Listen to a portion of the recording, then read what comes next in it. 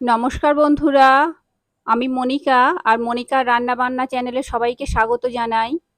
আজকে আমি যে রেসিপিটা আপনাদের সাথে শেয়ার করব সেটা হলো পাকা তালের পাল্প দিয়ে তৈরি অত্যন্ত মুখরোচক তালের পোয়া পিঠা।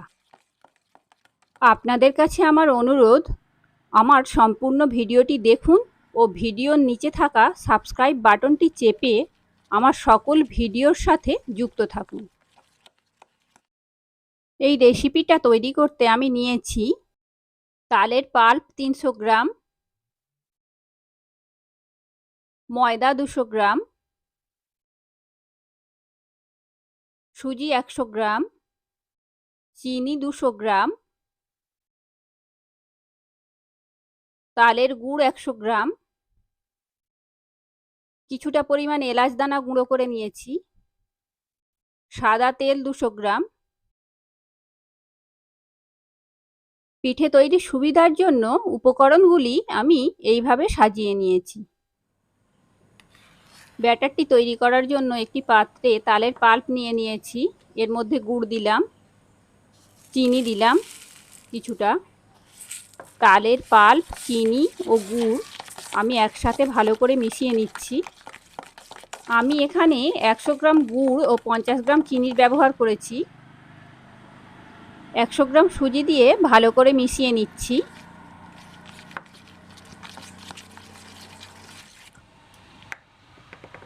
অল্প অল্প ময়দা মিশিয়ে ব্যাটারটি তৈরি করব, একসাথে বেশি দেব না।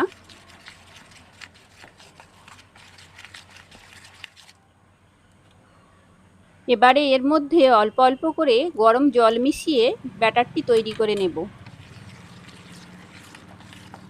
স্বাদের ব্যালেন্স আনার জন্য সামান্য একটু লবণ দিয়ে দিচ্ছি এর মধ্যে।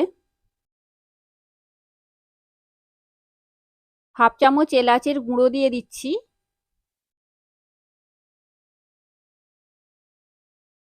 2 চামচ নারকেল কোড়া দিচ্ছি। এবারে ব্যাটারটিকে ভালো করে মিশিয়ে নেব। ব্যাটারটি এই রকম তৈরি হবে। কড়াইয়ের গরম তেলের মধ্যে 1 চামচ ব্যাটার দিয়ে দিলাম।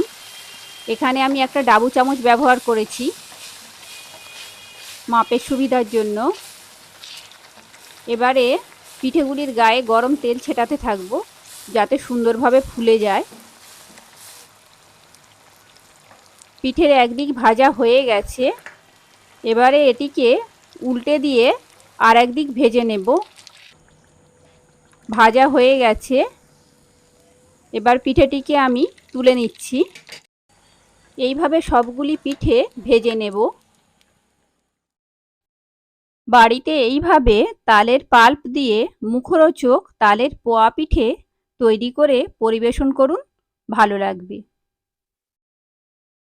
ভিডিওটি আমি এখানেই শেষ করছি। সবাই ভালো থাকবেন ও নিজের প্রতি যত্ন নেবেন। আর ভিডিওটি ভালো লাগলে একটা লাইক দেবেন ও শেয়ার করবেন।